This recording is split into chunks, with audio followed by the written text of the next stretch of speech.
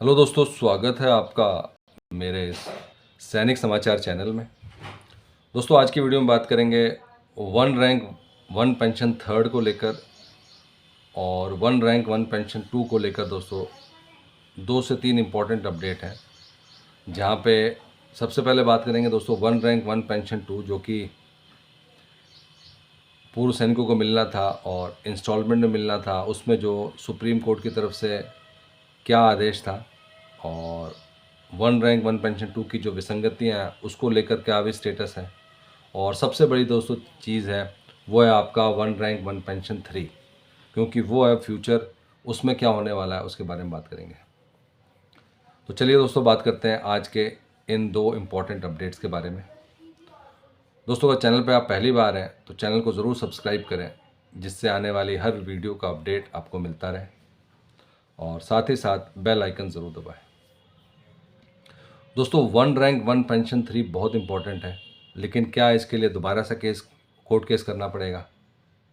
क्या दोबारा से दोबारा जैसे one rank one pension two installment मिली थी, ये भी इंस्टॉलमेंट मिलेगी?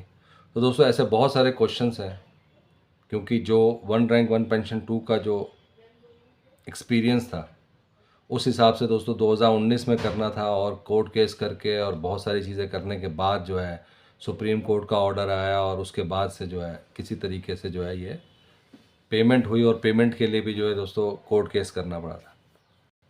तो दोस्तों, अब जो है one rank one pension three का अगर हम बात करें तो पहले तो दोस्तों one rank one pension two का ऑलमोस्ट क्लियर है। फरवरी तक सबकी जो है चौथी इंस्टॉलमेंट पे हो जाएगी, और जो भी OROP 2 का बेनिफिट था, वो जो भी पेंडिंग पेमेंट था वो आपको फरवरी तक मिल जाएगा। कई लोगों को मिलना शुरू हो गया है फरवरी में, जनवरी में, और जो डेडलाइन है 28 फरवरी, उसके अकॉर्डिंग जो है सबको जो है उनके अकाउंट में क्रेडिट हो रहा है।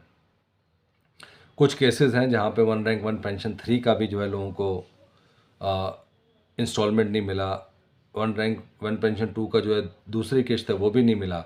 तो जो ये दूसरी और तीसरी किश्त नहीं मिला, वो उसके पीछे रीज़न है दोस्तों, जहाँ पे अभी पेंशनर्स का स्पर्श में माइग्रेशन हुआ है। स्पर्श को पता नहीं है कि बैंक ने क्या किया था, क्या नहीं किया था, क्या बैंक ने वो इंस्टॉलमेंट पे किया था कि नहीं। तो इसीलिए दोस्तों उसका एक रास्ता अलग है। ये हम उनकी बात करें, आज की डेट में सबको फोर्थ इंस्टॉलमेंट जो है मिल रहा है, और फरवरी 28 अगले 8-10 दिन के अंदर सबको फोर्थ इंस्टॉलमेंट मिल जाएगा। लेकिन अगर किसी को थर्ड नहीं मिला, इसका मतलब कहीं ना कहीं कुछ और इशू है। और वो और इशू को देखने के लिए दोस्तों, पहला तो जो मेजर रीजंस आ रहे हैं वो यही आ रहे हैं कि जिनका रिसेंटली स्पर्श में माइग्रेशन हुआ है, और उनके लिए भी अलग से नियम बना दिए गए हैं कि उनको एक नॉन पेमेंट सर्टिफिकेट जो है बैंक से लेना पड़ेगा, और वो स्पर्श को बताना पड़ेगा, क्योंकि स्पर्श को तभी पता चलेगा कि भाई इनको पहले नहीं मिला। ऐसा ना हो कि डबल डबल लोगों को मिलना शुरू हो जाए, बैंक ने भी दे दिया और यहाँ पे आके जो है स्पर्श ने भी दे दिया। तो स्पर्श ने उसको क्लियर कट कर रखा है कि आप जो है अपना नॉन पेमेंट सर्टिफिकेट लाइए, और उसके बाद से आपको इसका बेनिफिट मिलेगा। तो दोस्तों, ये था जो OROP 2 की सिचुएशन क्लियर है। अब जो OROP 3 है वो OROP 2 का रेप्लिका ही होने जा रहा है। अभी जो विसंगति है एज इट इज़ OROP 3 में जाएगी। जो प्री मेच्योर रिटायरीज को नहीं मिल रहा वो भी OROP 3 में एज ही जाएगा। लेकिन उसके उसके लिए भी दोस्तों जो सुप्रीम कोर्ट का जो ऑर्डर था उसमें क्लियर कट इंस्ट्रक्शंस थे।